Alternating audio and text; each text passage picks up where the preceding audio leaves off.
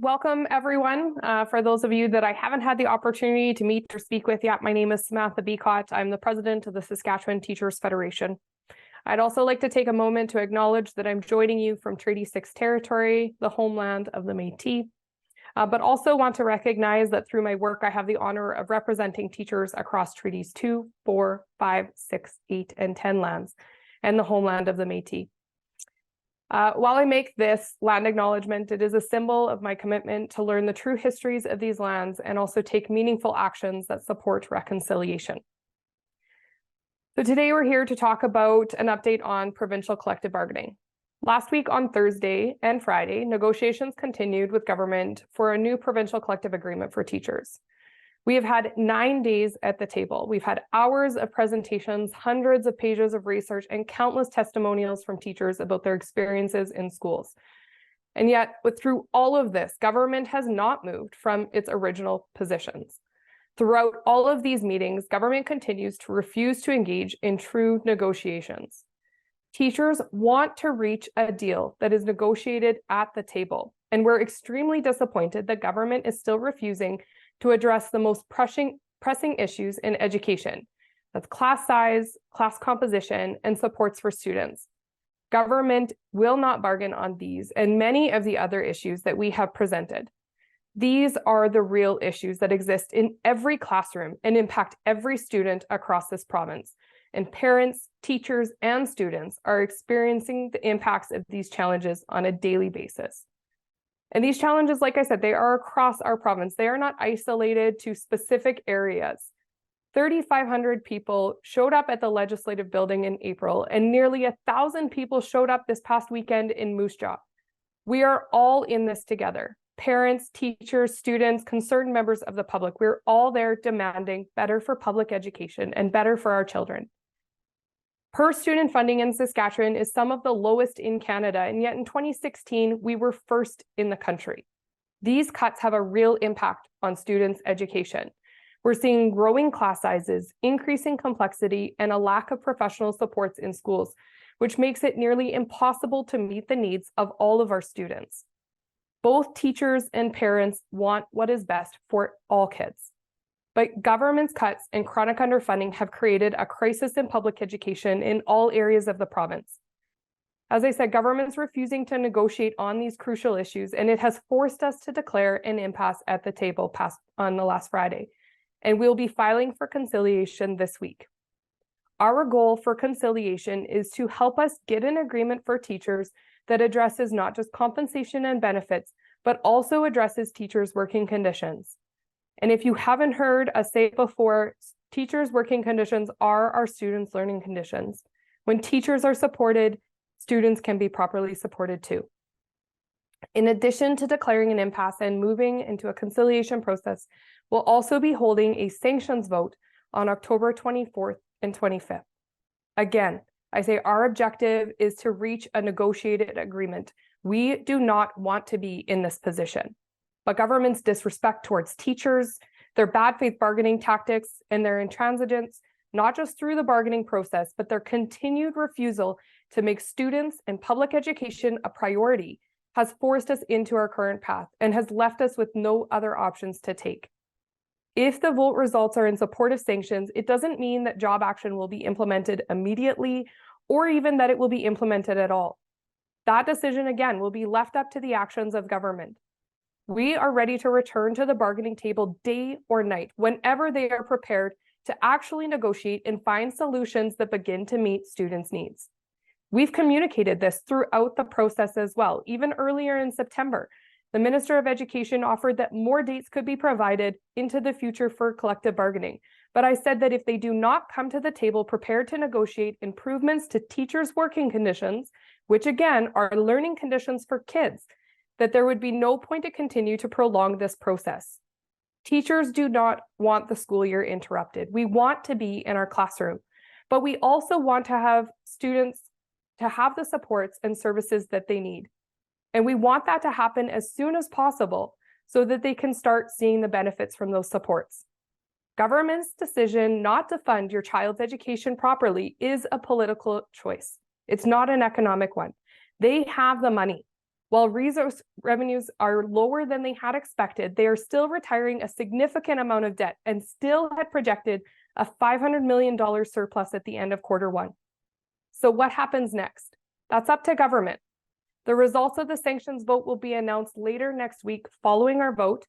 Media will be informed of the announcement, so please stay tuned for that invite. And for everyone else, parents, students, business owners, concerned members of our communities, if you are worried about public education like teachers are, please come out and join us at our mini rallies in Humboldt, Saskatoon, and North Battleford over the next 3 weekends. You can sign up for Tell Them Tuesday. Call your MLA. Ask them to return to the table ready to address the most urgent needs in our schools: class size, class complexity, and student supports. They are elected by you, and they are there to represent you and serve all Saskatchewan residents. And that means our children too, even if they don't have a vote in the election. So join us to demand better for Saskatchewan's publicly funded schools. Join us to demand better for our children. So thank you again for joining. I'm happy to take any questions that anyone might have. If you just raise your hand, I'll call on you and you can unmute yourself. Hi, Jeffrey Meskin of Global News here. I just wanted to know, the negotiations have been very contentious for the whole time. We had the billboards by the government go up. Is this like the natural outcome of that negotiations have broken down, or is it more of a deeper issue? That's a great question. The billboards are something that we haven't seen in our history of negotiations, especially prior to our collective bargaining agreement expiring, which didn't expire until the end of August. And so it is really a change of course in that negotiations process. Typically in negotiations, government and labor organizations should be able to negotiate that deal. But like I said, it's the continued disrespect that the government is showing, not just publicly, but at the table in the refusal to negotiate on those key priorities that ensure that all students have access to a high quality education and all students have access to the supports that they need. So every round is different. I wouldn't say that this is a natural progression, but we're dealing with a government that, like I said, continues to disrespect teachers and take actions that are unprecedented in themselves. Thank you for that. Thank you. Keenan? Hi, Samantha. Keenan with CTV News in Saskatoon. What sort of job action is the STF prepared to implement depending on the outcome of that sanctions vote? We know the last one in 2020 was overwhelmingly in support of sanctions. Yeah, absolutely. Our last sanctions vote that we had, as you said, in 2020 was highly in favor. We are hearing from teachers across the province who are saying enough is enough. And at this point in time, we're really hoping that either through the conciliation process or just through the pressure of having the vote, we're hoping that the government returns to the table and commits to negotiating in good faith, commits to addressing those significant concerns that teachers have that impact both teachers and students in public education. So at this point, we don't have specific actions that we're planning. We don't have a specific timeline. But a good question maybe to follow if you're asking government about any of these conversations might be, when are you ready? When are they ready to come to the table and truly negotiate with teachers to ensure that all kids have access to that high quality education and that all kids have the supports that they need? Kendall? I was just asking if you can give some specific examples of the ways in which the government could address these significant concerns like class size and complexity. What solutions are you looking for? Well, Saskatchewan is a diverse province, and so in different areas, they're likely going to need different solutions to address the needs that they have. It might be ensuring that there are more teachers so that class sizes can be lowered, because we know that we are hearing across the province, class sizes are growing. It might be in some of our rural areas, having more teachers so that they might be able to have fewer multi-grade classes, or teachers not needing to teach multiple curriculums at the same time. It might be more EAs, more of those professional supports like speech language pathologists, occupational therapists. I actually just heard from a principal in rural Saskatchewan who said that their school has not seen their occupational therapist in 9 years. That's crazy. So there needs to be more professional supports. We're hearing a growing need for mental health counselors. We really have a mental health crisis in our youth in many areas of the province. So there are many ways that these can be solved. We've offered suggestions to the government to be able to start to meet those needs. But we also recognize that this problem has been created over a decade. We don't expect it to be solved in 1 year. But we need to start making those steps towards finding solutions. And that really starts with ensuring that divisions can make those decisions through their budget, and they're not being constrained and having to cut year after year after year. Larissa?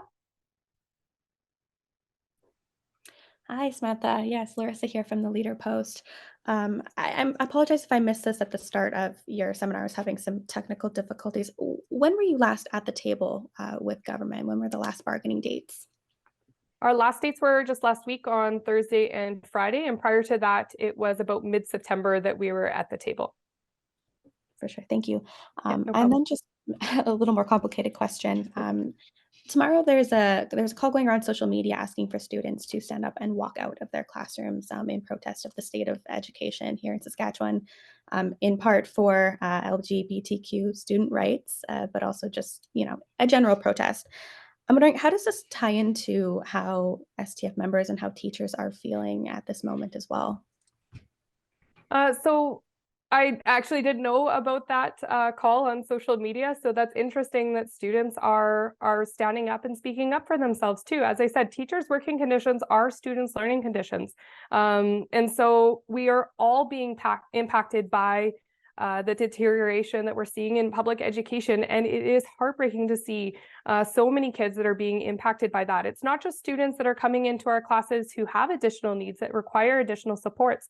It could be those exceptional students who deserve to have a challenge in their classroom. It could be just the rest of students who are simply getting by in public education. And it is really disheartening to see that that is the case, where in so many places across the province, because the challenges and the complexities of classrooms have just gone to such an extreme that in many cases, we're talking about students just getting by. They're surviving pre-K to 12 education. They should be thriving in their pre-K to 12 education.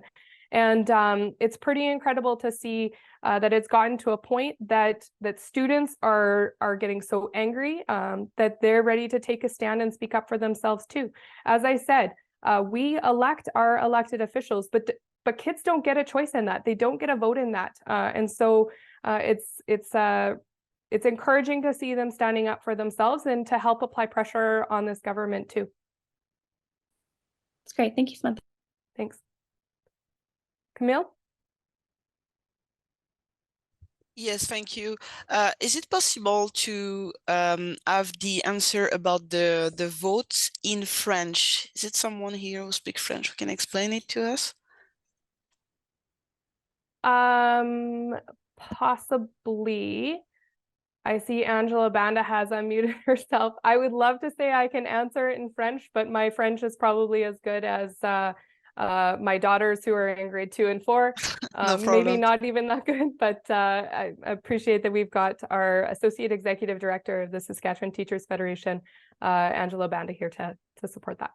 Je pose tout simplement la question. Bobby, ça va si je le fais parce que Bobby est aussi à l'appel, mais... Absolument, je suis malade, donc Ouais. vas-y, et comme ça ne sera pas interrompu par d'autres choses. Vas-y.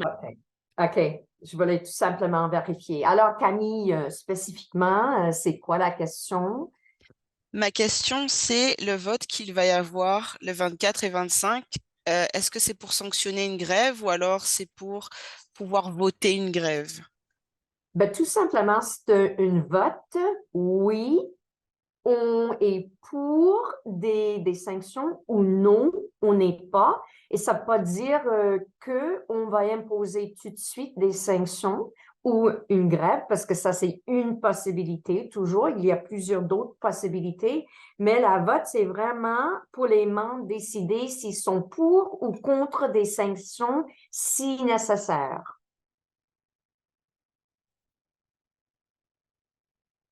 Merci beaucoup. Je vous en prie. I'll try. Merci pour la question. Et merci, Angela, for to support.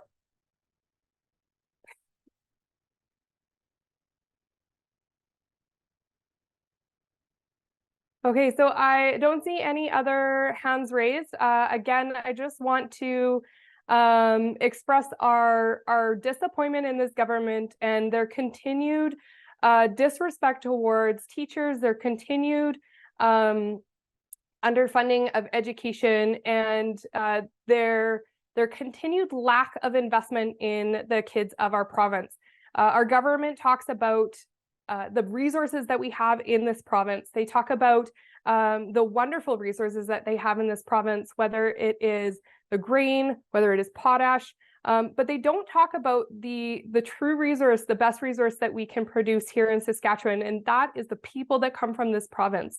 But we need to invest in that resource, and we need to invest to ensure that kids who are coming through our publicly funded schools from pre-K to 12 all have equal access to be successful through that system, and all have the ability to thrive in that system and set them up for future success and really set our province up for future success.